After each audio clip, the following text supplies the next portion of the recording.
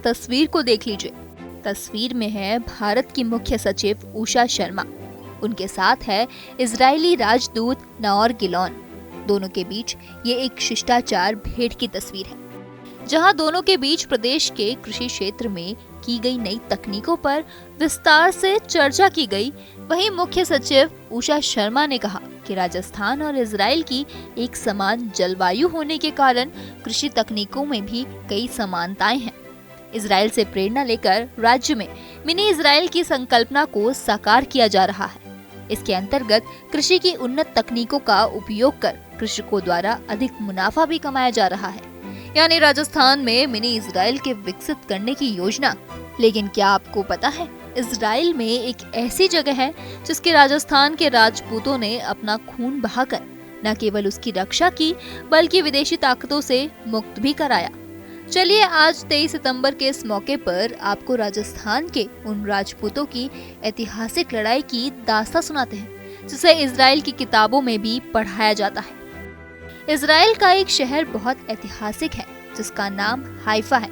Haifa शहर और भारत का नाता बहुत गहरा है और यहाँ के स्कूलों में बच्चे भारतीय सैनिकों की शौर्य गाथा पढ़ते हैं। हाइफा जेरूसलम से करीब 150 किलोमीटर की दूरी पर है। यह वह अंतिम जगह है जहाँ पर 74 भारतीय सैनिकों ने प्रथम विश्व युद्ध में शहर को आजाद कराने के लिए अपने प्राण दे दिए थे। हर वर्ष भारतीय सेना 23 सितंबर को हाइफा दिवस मनाती है। इस मौके पर उन शहीद सैनिकों को याद किया जाता है जिन्होंने हाइफा की लड़ाई में अपने प्राण न्यौछावर किए थे।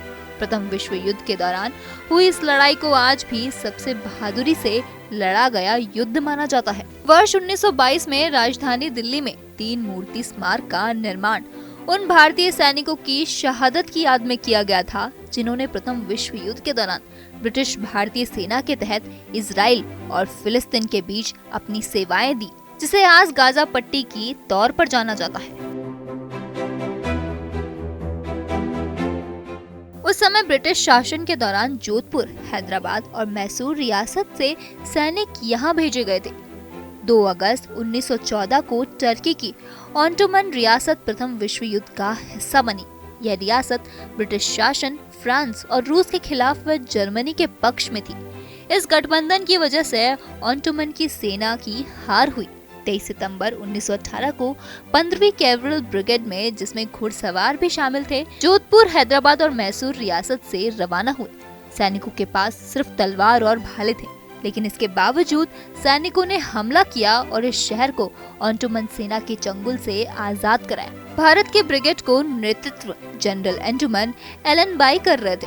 भारतीय सैनिकों ने हाइफा में बड़ी सफलता से जंग लड़ी और इस शहर की आजादी में अहम भूमिका अदा की। भारतीय रेजिमेंट ने कुल 1350 जर्मन और ऑटोमन सैनिक को कैद किया था।